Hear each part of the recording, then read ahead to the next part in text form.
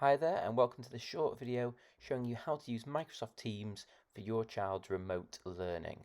The first thing you're going to need to do is click on your child's class, which should appear in the main Teams page.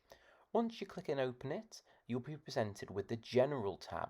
Now, the General tab is sort of like the home page, and on this tab is where the announcements for the day or for the week will be made. Here, teachers can leave a list of what sort of activities the students need to be engaging with. At the top of this general channel are some tabs, and these tabs have got key important documents that the students will need to access. For example, rules of remote learning, the morning register, which they will need to sign every morning before 9:30 to show that they're online, as well as some key websites that they might want to be accessing. For example, Times Table Rockstars or Numbots, Spelling Shed, Purple Mash, and there will also be Bug Club. All of these websites are included in the tabs, and therefore meaning children can do their remote learning solely in Teams and not having to swap over softwares. So let's look at this example announcement. Here I've put the tasks for the morning, and down here I've put the tasks for the afternoon. I've also left key messages. For example, don't forget to register by 9:30 in the morning to show me that you're online. And remember, that's the morning register that you can find up here in the general tabs just there. So after the morning register, the first task of the morning says to visit the reading channel. So we come over to the left here and we click on the reading channel. And within the reading channel, we'll find, all dated for easy access, the reading task for today, including a small description and all attached resources, for example, the comprehension and a video input. All students have to do is click on the resources in order to be able to access them. Videos and documents can all be viewed within Teams. Remember, there is no expectation to print anything, as children can record their answers on paper or in empty Word documents.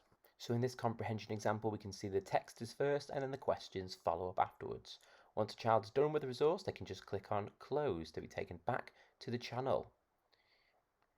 Once they have completed a task, either on paper or in a Word document, they can go back to the general channel and find out what the next task is. So the next thing is to go to the writing channel. So we click on the writing channel, and again, we find dated resources with a description, all the attached resources that the students will need, as well as a introductory video input. There are channels for each of the subjects: RE, spelling, lunar, writing, reading, science, and maths,